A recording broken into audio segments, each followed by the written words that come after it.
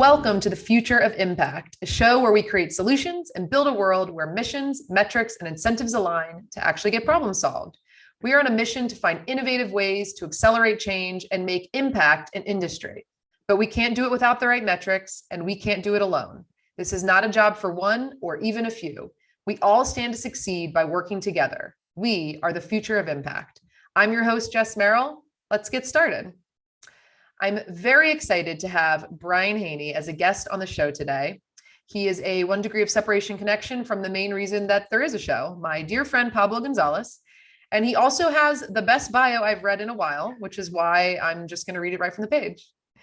Brian is currently the proud holder of the illustrious title of World's Most Embarrassing Dad. So we'll grab one of those stories for sure.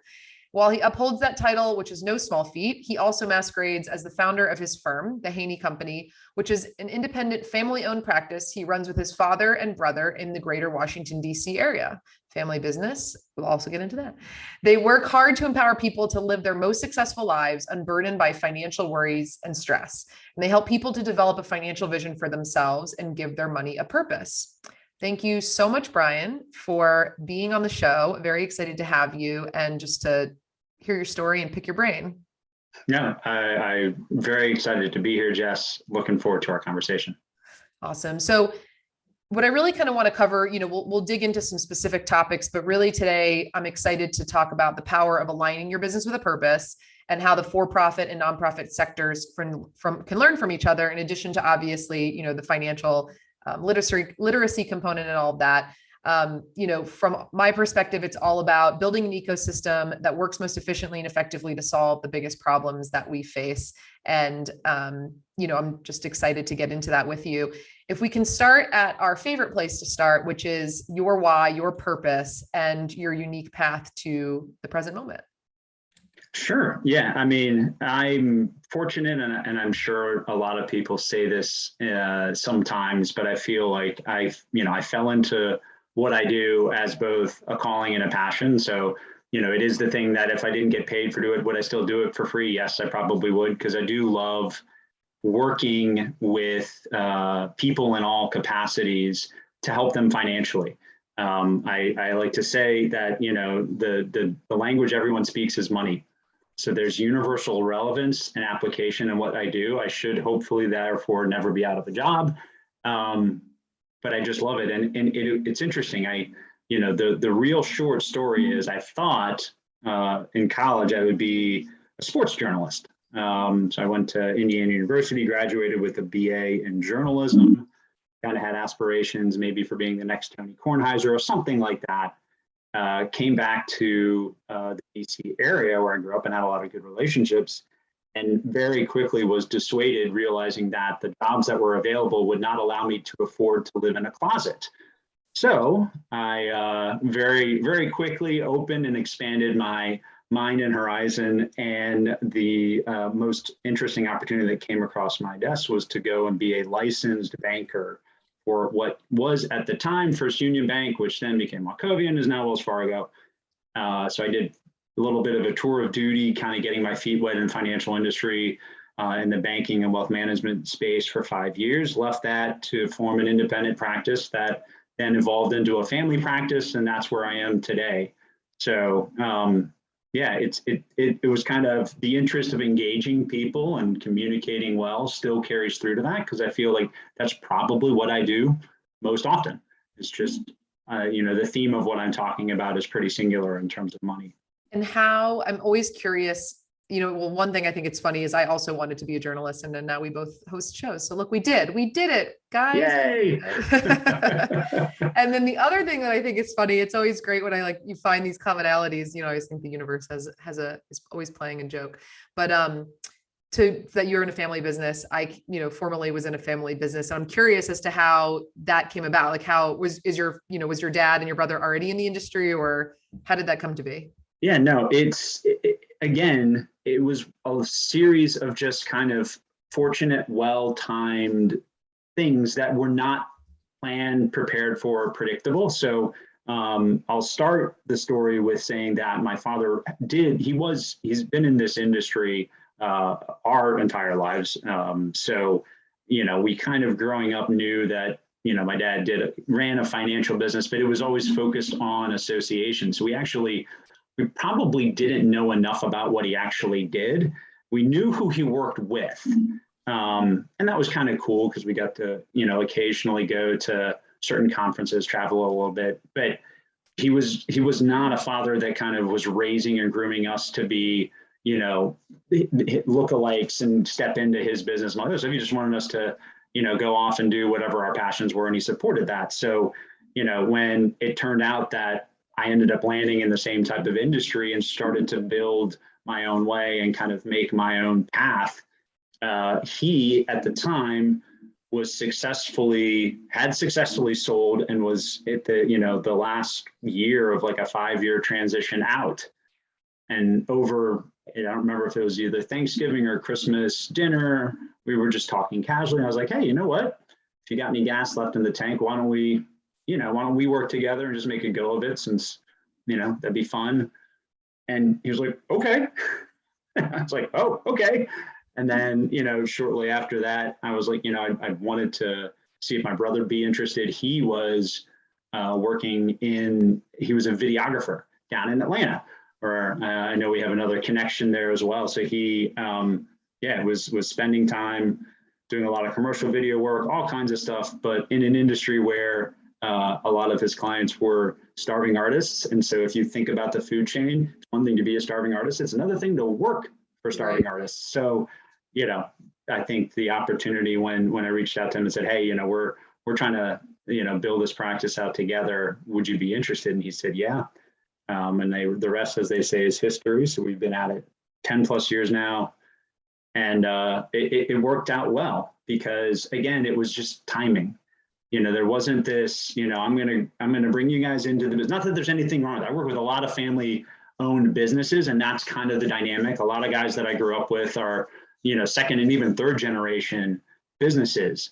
I don't know that, and we all kind of say this and agree, I don't know that would have worked kind of the way our dad was. And, he admits it. He's like, I don't know that I would have been able to train you or have you come in and be interested in it. So just the fact that it happened naturally, I think is the best thing. And we all came together as peers instead of kind of a junior senior type of thing. So. That's what I was going to say. It's an interesting, different dynamic to create a business, for your dad later in life. And then, our dynamic was that my parents had built this business, and then my brother at one point separately from when I got involved had stepped in.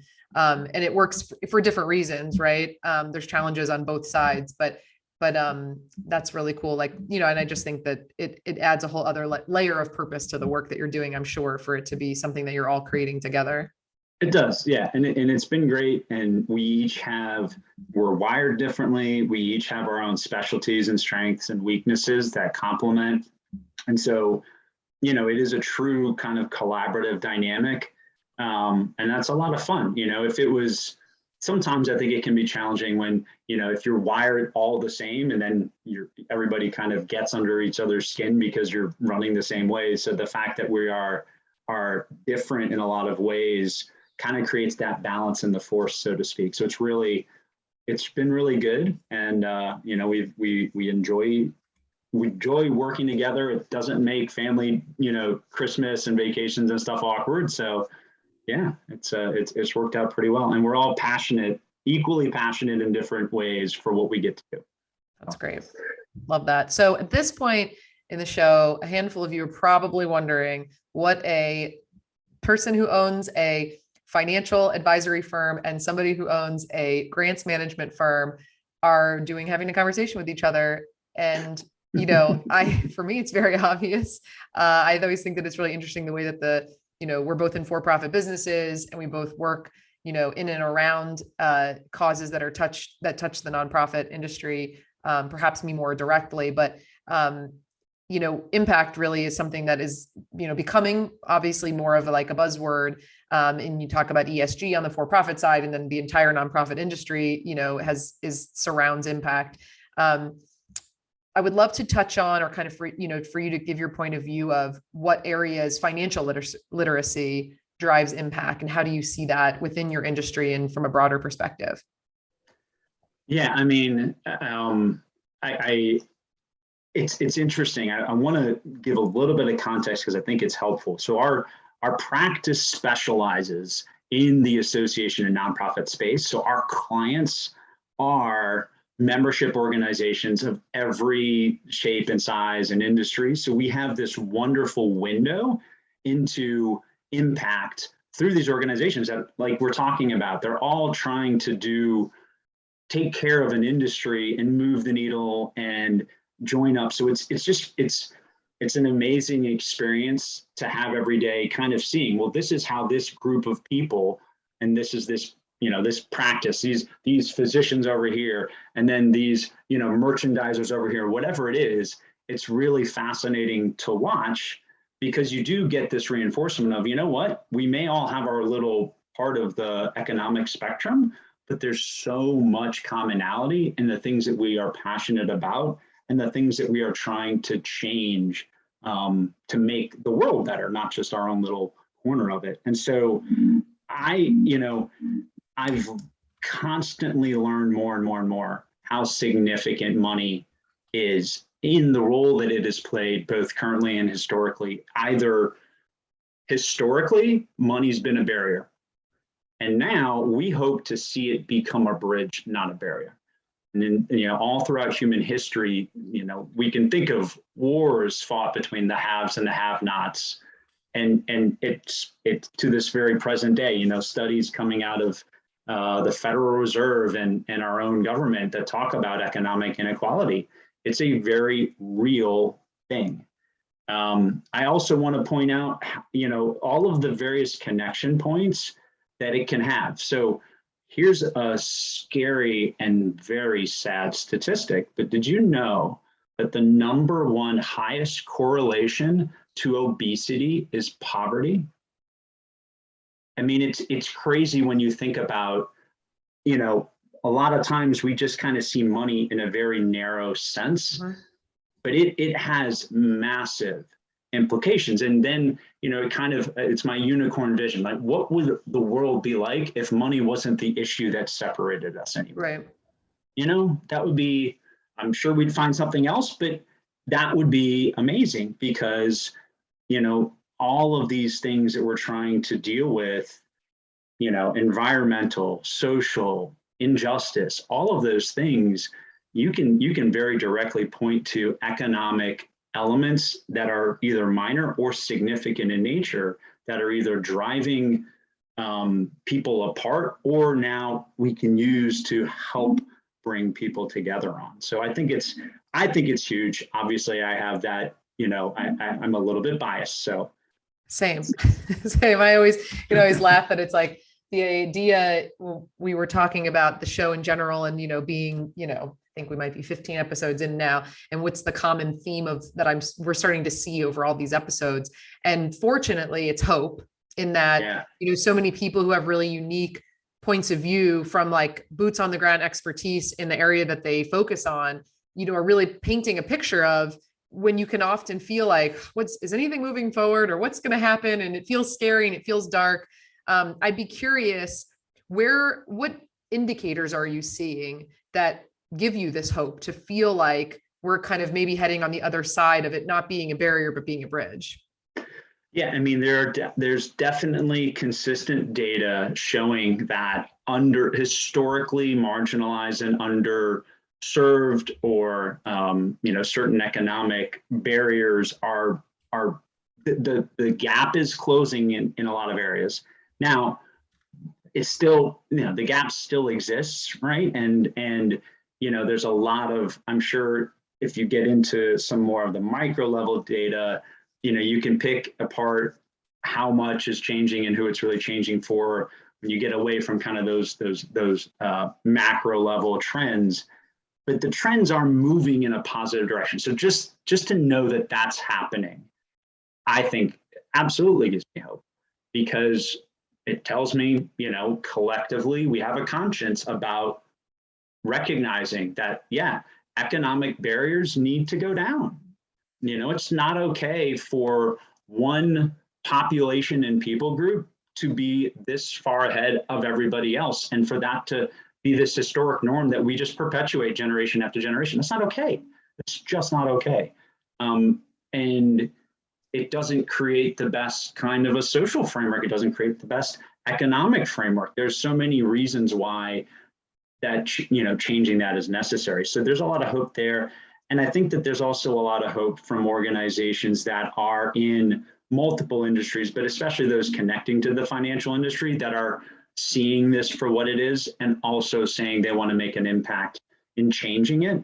So when you see financial companies embracing, income inequality, addressing the very real issues that are germane to their part of the financial spectrum, that's another indicator that's very, very positive that says, you know what, we see an industry model that hasn't been very helpful in, it's kind of kept the status quo. We need to change the industry model.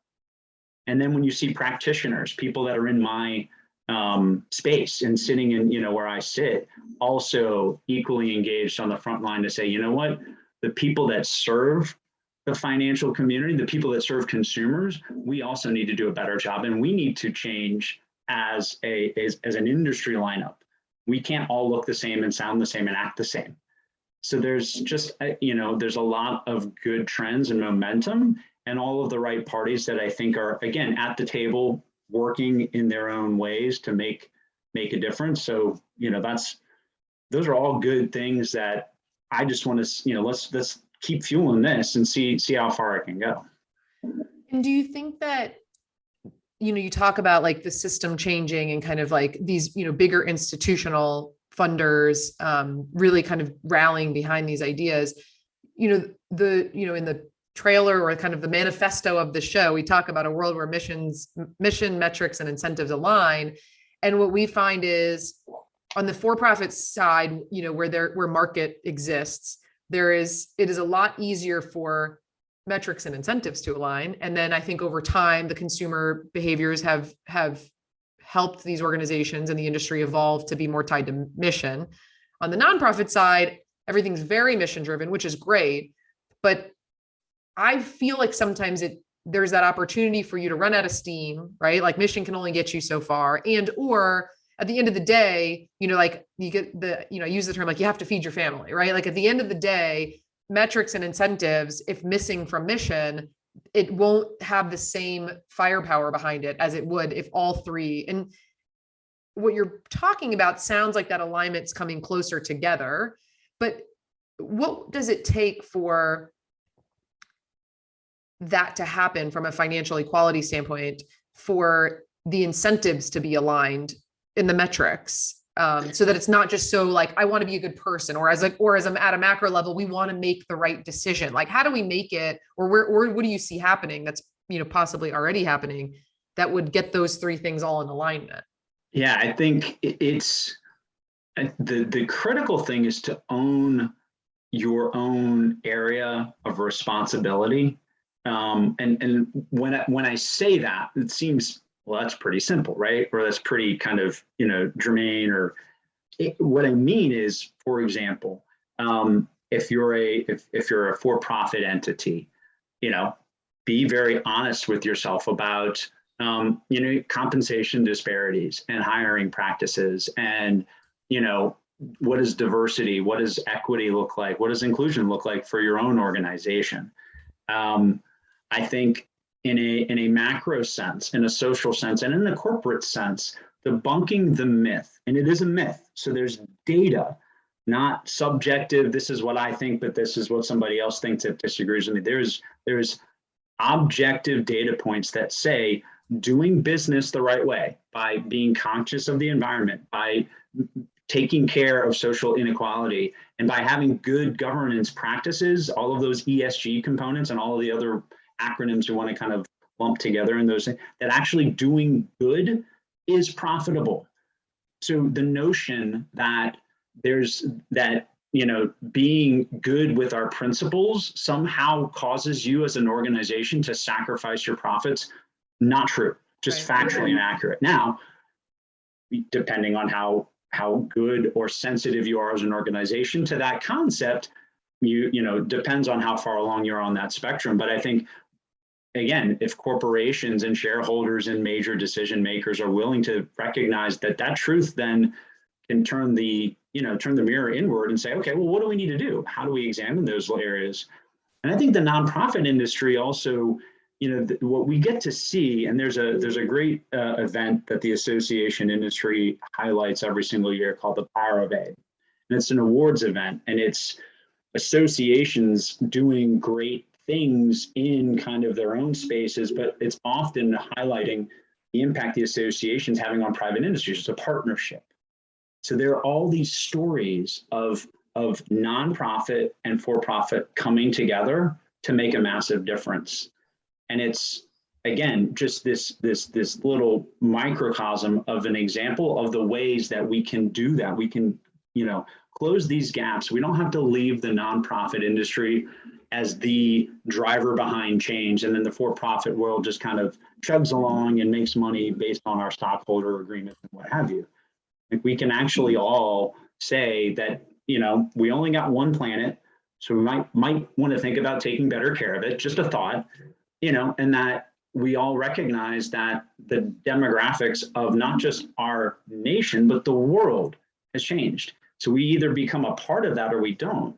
To me, it's not even a political or social conversation. It's just the facts. These are just the facts of the world today. So, yeah, I think it's certainly, coming along across all levels. And as long as we own that portion of the space that we can be responsible for, that's when it's going to happen. That's when the magic's going to happen. It's an interesting point that you bring up in the idea that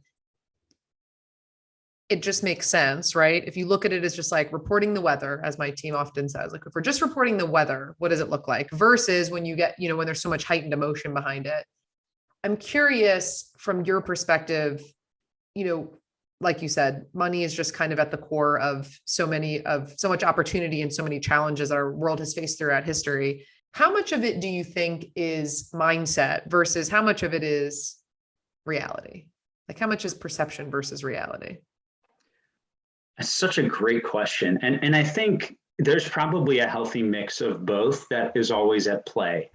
And I'll just try to maybe give a couple good tangible examples, right? So the myth of, I guess if we become more diverse, let's just talk about in the area of leadership, executive leadership, by becoming more diverse, by inviting more minorities or women or what have you, all of the if you look at the Fortune 500 CEOs and the demographic makeup of those 500 seats, it doesn't look great. It doesn't represent the country or the globe at large.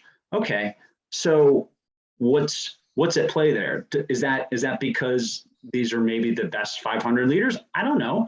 I'm not going to judge these people because I don't know them, but I can safely say what we're lacking is a diversity of perspective that's essential to these organizations' success. If you don't see the other parties that you need to be connecting to and understanding, if you don't see the rest of your audience, we know this from a journalistic standpoint, right? How do we know our audience better? That to me is an obvious thing that must change, because then businesses, these for-profit businesses, will become better at business. Their core business model must adapt to the changing consumer model. A lot have, but there's a lot that still haven't. And so, is there a myth that by changing that, you're losing something?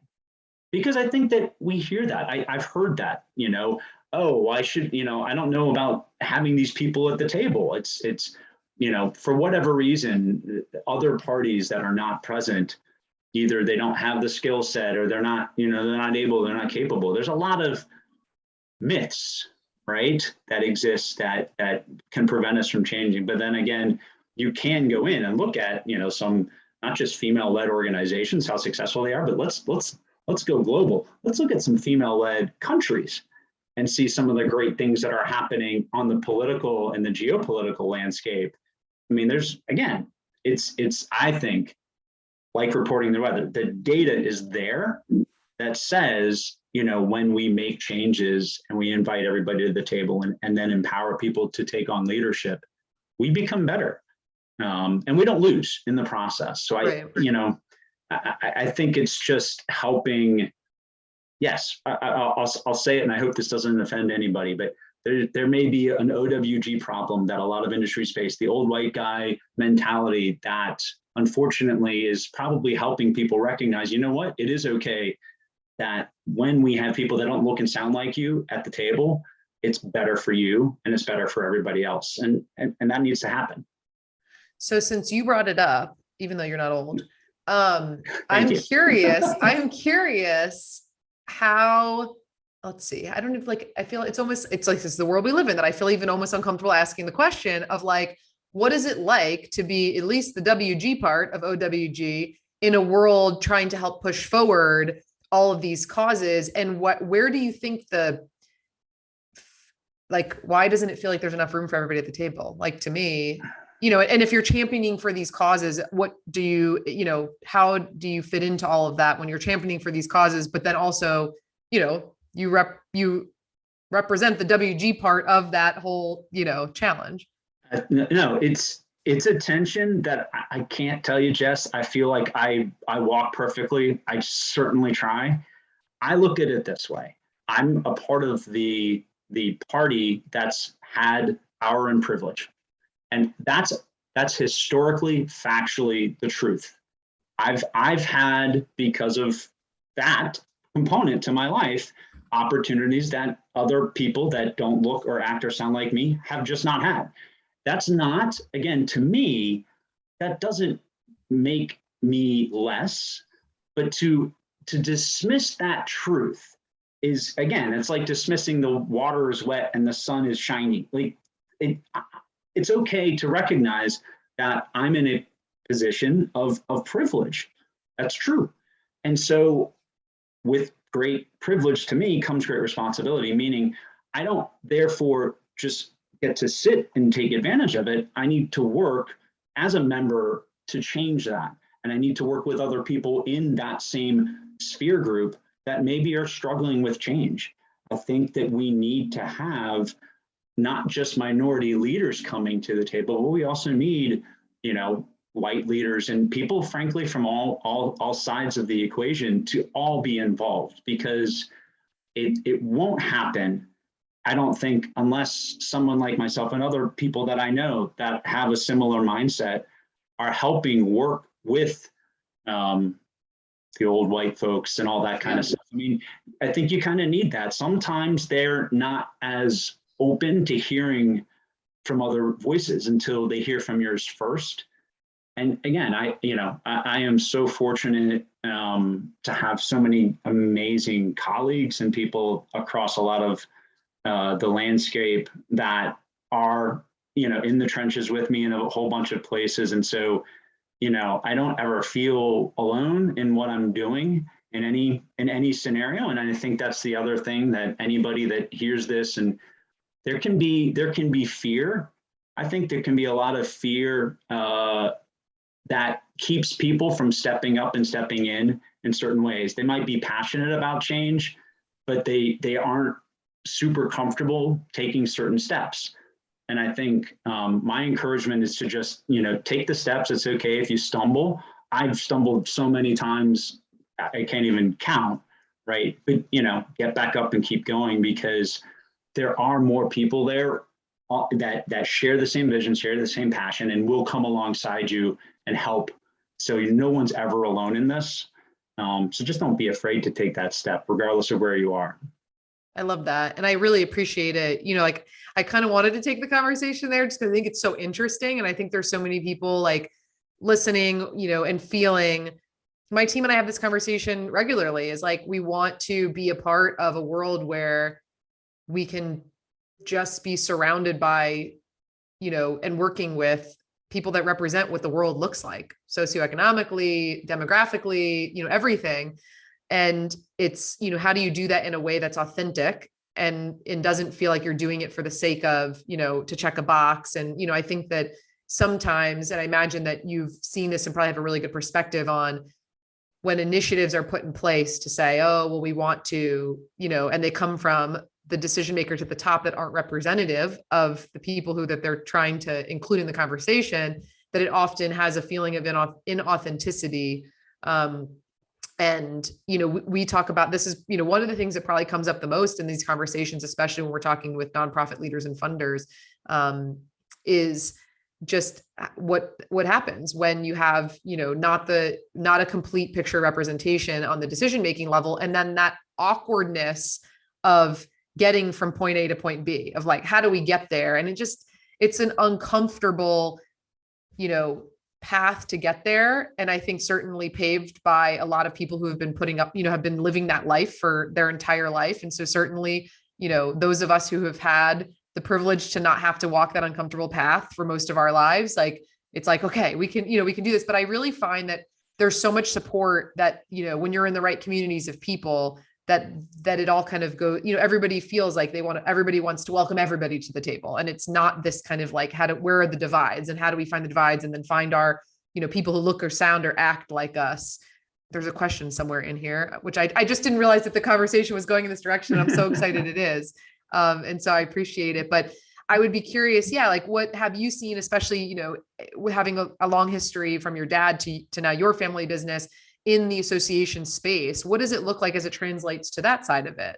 Yeah, I mean, what a wonderful industry that really has modeled, I think, a lot of very good, healthy things for the public and for kind of the private industry, right? The association community is certainly one that is diverse, inclusive, and equitable. And when it's not, is actively trying to change that.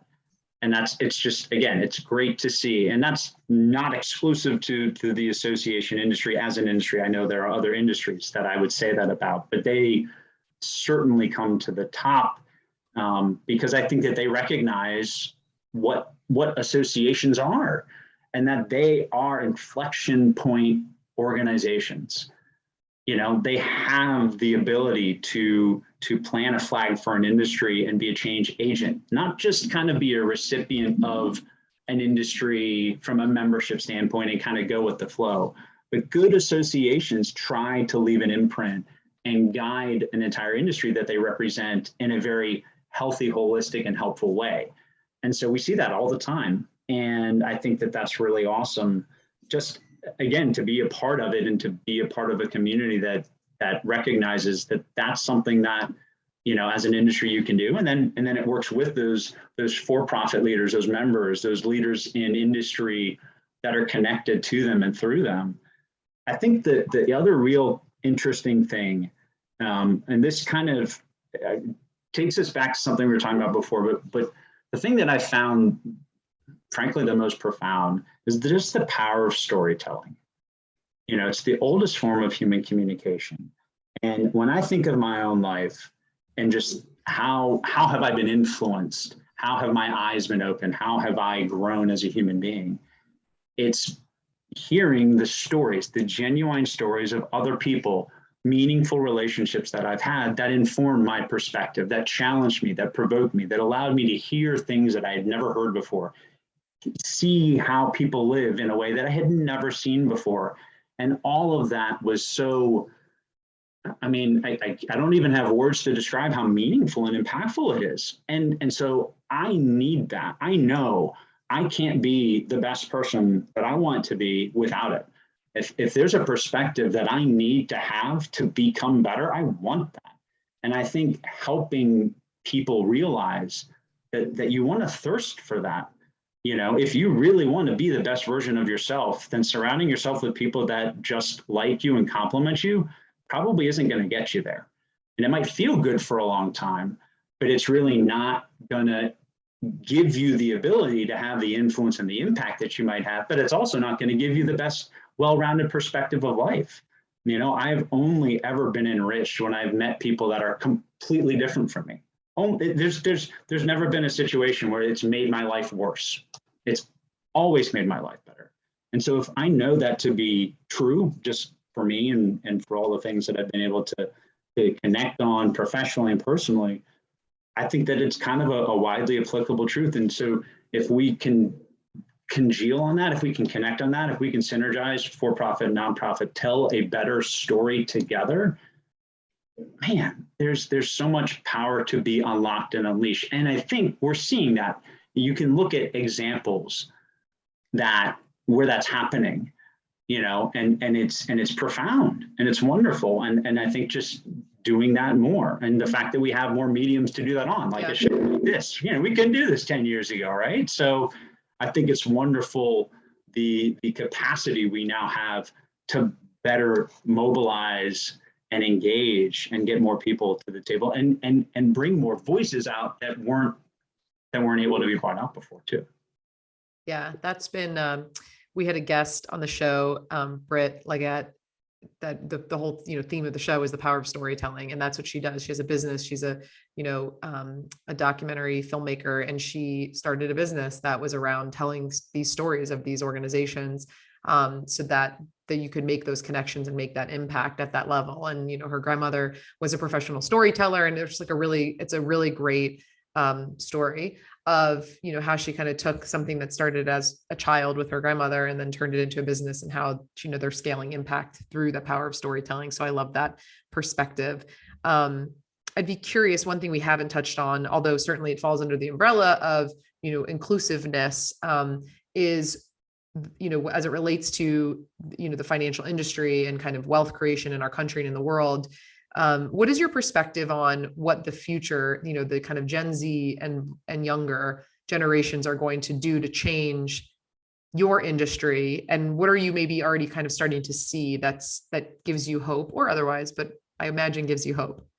Yeah, it's a wonderful time, I think, to be doing what I'm doing, because I've seen so much, so I mean, to say we live in a digital economy is again, it's like, yeah, I woke up and I'm breathing. It's a factual statement none of us would dispute.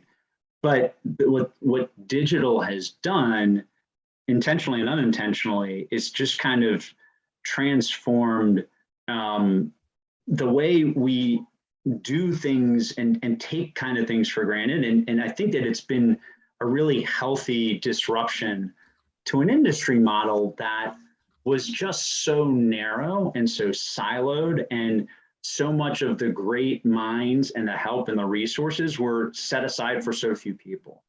Now, there's a wealth of information, there's a wealth of resources that, more parties can have access to take that next positive financial step. And I think that that's just incredible. Now, I think where the real challenge lies is, how do we take the industry, right? The people that do what I do, that are licensed and doing all that kind of stuff, and how do we make our industry more accessible to more people? I think that's the next wave I hope to see happen in my lifetime. And it's happening. I think that the industry is focused on trying to do that. It's a function of it's not just a diversity, equity, and inclusion initiative. It's really, I think, the survival of an industry. Because if there's a way for people to make financial decisions without the benefit of a professional, they might try to do that. Now, whether that's in their best interest or not is not the question. It's, will people try to solve necessary financial problems that they have? Well, absolutely. We're all going to try to do that. So the question then needs to be put back on the industry. How do we have our place at the table to help more people? And I think we're trying to do that. And so, I'm really excited to see that. We've got a lot of work, because the average age of a financial advisor is, I think, north of 55. So that's a problem. And you can guess what the demographic makeup of the average advisor is. We kind of know that that's changing too, but again, probably a little bit slower than I'd like to see that change. When it comes to just, I think, money and wealth in general, I don't like saying ESG is a trend, because it's not. It's been around over 100 years in some form. I'm glad to see it becoming more widely embraced, because the fact that the consuming public, not just institutions or wealth managers, have the ability to say, you know what, we have values. And one of the biggest ways that we vote with our values is with our money. And maybe there are ways for us to bring all that into alignment. And that's causing a necessary ripple effect across organizations and institutions. So again, I want to see that continue to be, if we want to call it a trend, the trend to continue and to become more pervasive, because it is having an impact. When you realize, like I said earlier, there's a factual economic case to be made for an organization to say we need to be better in these areas and we need to be a better business in these areas, because that's better for you shareholders. That's going to drive returns. It's not going to take away from them.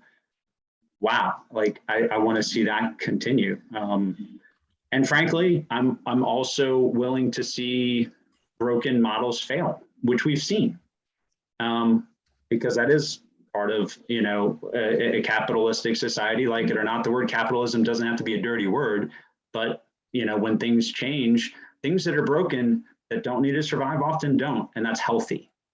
And so, I'm always excited and hopeful, not just because I'm wired that way, if you can't already tell, but because I truly am seeing so many more people come into the front lines in all areas of influence.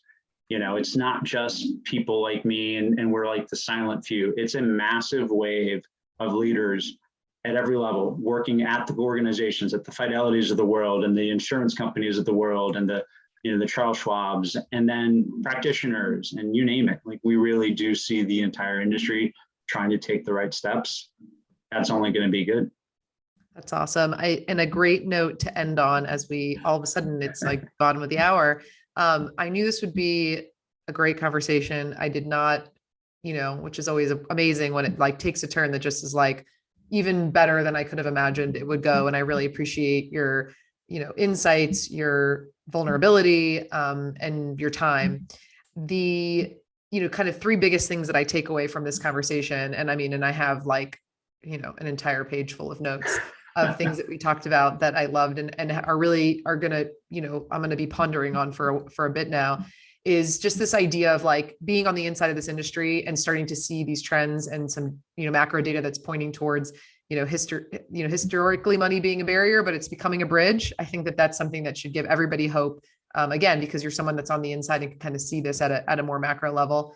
I think that just the idea that like, there is an economic benefit, in addition to a million other things that we should all want to, reduce and eliminate financial barriers. There is an economic benefit and data to support it. And what does a world look like where we can look at all of that as just reporting the weather and are we headed in that direction and your belief, and feeling that we may be. And then I just think this last point that you brought up, which is really important, which, kind of started from a question of Gen Zers, but I think you brought it to an even bigger point, which is really, powerful, which is in a digital economy, consumers are voting for their values with their money. And that ESG is just a buzz term, but it's been around for forever. And that is the direction that we're going to start headed. And if that causes broken systems to become extinct, then maybe that's a good thing. And again, I could sit here for another 20 minutes and say all the other things I thought that were amazing insights and takeaways from this conversation. But I, again, just want to thank you. And I am certain that there's going to be many people that are listening that would love to connect with you and learn more about the work that you do. And if so, how can they best do that? Oh, absolutely. I think I'm pretty accessible digitally. So definitely find me on LinkedIn. Our company website is www.thehaneycompany. That's Haney spelled Haney, .com. And there's a bunch of other places. Those are probably the two best ways, though. And please reach out. I have a show as well. I would certainly, if you don't mind me just plugging it, we've run the Haney Company Financial Guide podcast for 3 years. So we got a lot of fun episodes out there, a lot of great conversations and stuff there as well. So feel free to check that out if you're interested in another podcast. Awesome. Thank you. And you've been listening to The Future of Impact. To make sure that you never miss an episode, subscribe to our show in your favorite podcast player or our YouTube channel. Don't forget to follow The Future of Impact on Instagram, LinkedIn, and TikTok for bonus content and sneak peeks on next week's episode. Thanks for listening. And until next time, continue to make impact.